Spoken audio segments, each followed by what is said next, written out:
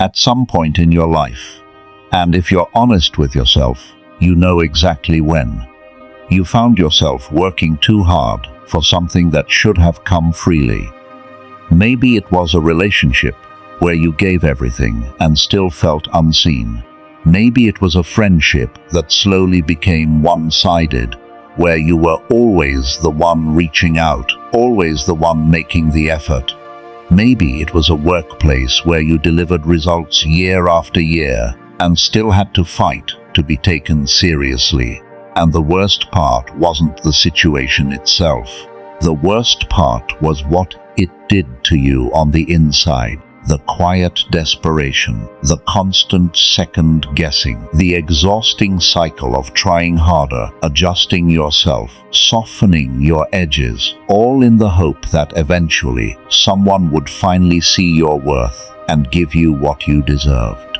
If any of that resonates, what you're about to hear may be one of the most important things you've encountered in a long time, because the Stoics, Marcus Aurelius, Epictetus, Seneca, they understood something about human dignity that most of us spend decades learning the hard way.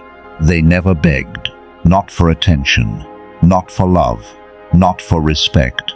And it wasn't because they were cold or detached or didn't care about people. It was because they understood something profound about where true worth comes from, and it was never from the outside. Stay with me, because this isn't just philosophy. This is something you can apply to your life, starting today. The hidden cost of chasing what should be given freely. There is a particular kind of exhaustion that comes not from working hard, but from working hard in the wrong direction. From pouring energy into people, situations, and dynamics that were never going to give you what you were looking for. By the time you reach your 40s, 50s, or beyond, you've likely experienced this firsthand. You've watched relationships drain you slowly. You've felt the quiet humiliation of pursuing someone's approval, only to realize that no matter what you did, it was never quite enough.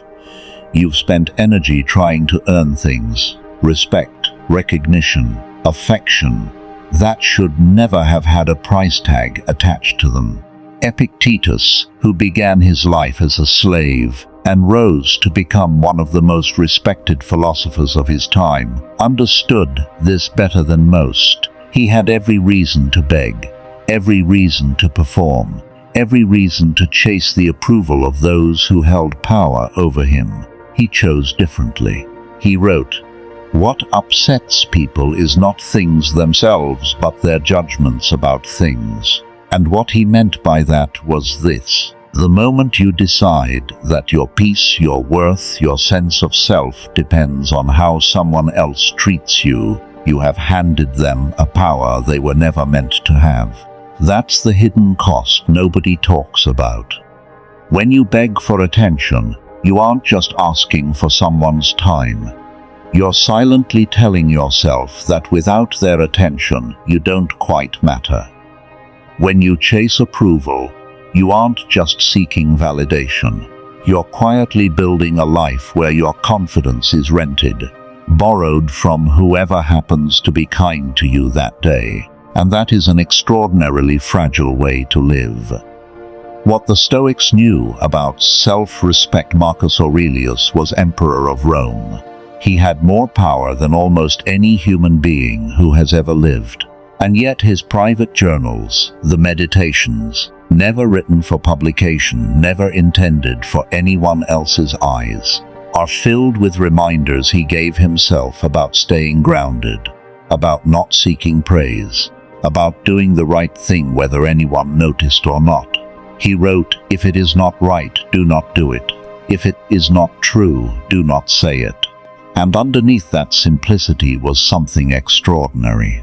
A man who had every reason to be defined by external recognition, choosing instead to be defined by his own internal standard. That is the Stoic foundation of self-respect. It isn't about arrogance. It isn't about pretending you don't need people.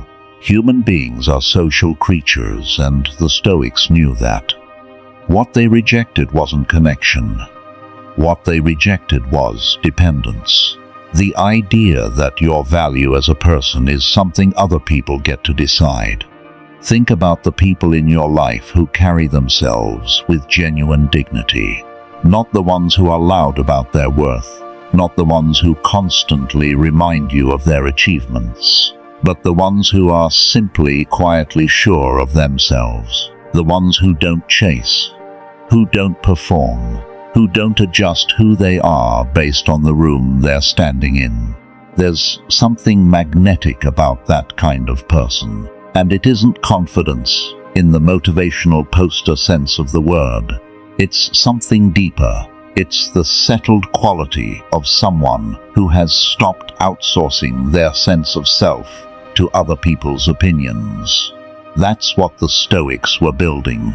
And it's available to you right now, not as a personality trait you're born with, but as a practice you choose. The 3 things people beg for, and what to do instead. Let's be specific, because this philosophy only becomes powerful when it touches real life. Attention. In your 40s and beyond, attention takes on a different quality than it did when you were younger. It's less about being seen by everyone, and more about being truly known by someone. The hunger for it is quieter, but often deeper. And the temptation in relationships, in friendships, online, is to perform, to be more interesting, more agreeable, more available than you actually want to be, all in the hope of holding someone's interest. The Stoic answer to this is not to stop wanting connection. It's to stop distorting yourself to earn it. Seneca wrote, "Associate with people who are likely to improve you. Welcome those who you are capable of improving." And the emphasis there is on mutual exchange, not on one person endlessly pursuing another who isn't truly present. If someone consistently makes you feel like you have to work for their attention, that isn't a relationship worth bending yourself out of shape for. Real attention, the kind that nourishes, comes to people who are fully themselves, not to people who are performing a version of themselves they think will be most acceptable. Love. This one is the most tender and the most important. By the time you've lived 4 decades or more, love has probably shown you both its extraordinary beauty and its capacity for pain. You've likely loved people who couldn't love you back in the way you needed. You've perhaps stayed in situations longer than you should have because leaving felt like failure. The Stoics didn't say love less. They said love with wisdom. Marcus Aurelius wrote about loving even those who wrong us, not from weakness or self-erasure, but from a deep understanding that everyone is doing the best they can with what they carry. But loving with wisdom also means recognizing when you are diminishing yourself in pursuit of love that isn't being freely offered. When you are shrinking, adjusting, apologizing for your needs, or performing a version of yourself that you think will be more lovable. That isn't love. That's negotiation. And you deserve better than a love you have to negotiate your way into. The Stoic practice here is to become so clear about your own values, your own character, your own non-negotiables, that you stop trying to fit into spaces that were never shaped for you. Respect.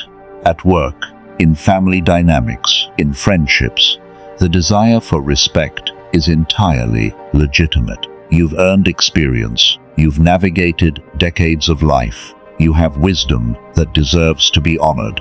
And yet so many people in midlife and beyond find themselves still performing for approval, still softening their opinions to avoid conflict, still tolerating being spoken over, dismissed, or undervalued. Epictetus was direct on this. He said, "Never depend on the admiration of others. There is no strength in it. Personal merit cannot be derived from an external source." What this means in practice is this: Stop waiting for someone to give you permission to take up space. Stop making yourself smaller so others feel more comfortable. Stop tolerating consistent disrespect in the hope that if you endure it long enough, things will eventually change.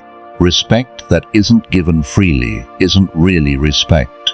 It's compliance. And demanding compliance from people who don't genuinely see your worth is exhausting, demoralizing, and ultimately futile. The practice: how to stop without becoming hard. Here is the question people always ask at this point. If I stop chasing, stop adjusting, stop trying so hard, won't I end up alone? Won't I become cold? Won't I push people away? And this is where the Stoic philosophy is most often misunderstood. Stopping the chase doesn't mean withdrawing from life. It doesn't mean building walls. It doesn't mean becoming indifferent to people, or to love, or to connection. It means becoming someone whose warmth, whose presence, whose love comes from a place of genuine fullness, rather than hidden need. There is an enormous difference between choosing to give and feeling compelled to give in order to keep someone close. The practice is this: each time you notice the impulse to chase, to send one more message, to explain yourself one more time, to soften your position just a little more to avoid conflict, pause. Not to suppress the feeling, just to ask it a question. Is this coming from my genuine desire to connect? Or is this coming from fear that if I don't, something will be taken from me? That question, asked honestly and regularly, begins to change everything, because it reconnects you to the only source of stability that has ever truly held: your own character, your own values, your own quiet certainty about who you are. Marcus Aurelius put it simply and beautifully: you have power over your mind, not outside events. Realize this, and you will find strength. Not the strength to push people away, the strength to stop needing them to behave in a particular way in order for you to feel whole. That is what the Stoics never begged for, not because they didn't value love, attention, or respect, but because they understood that the version of those things worth having cannot be begged for, performed for, or chased down. It comes to you when you become the kind of person who no longer needs it to arrive in order to be at peace.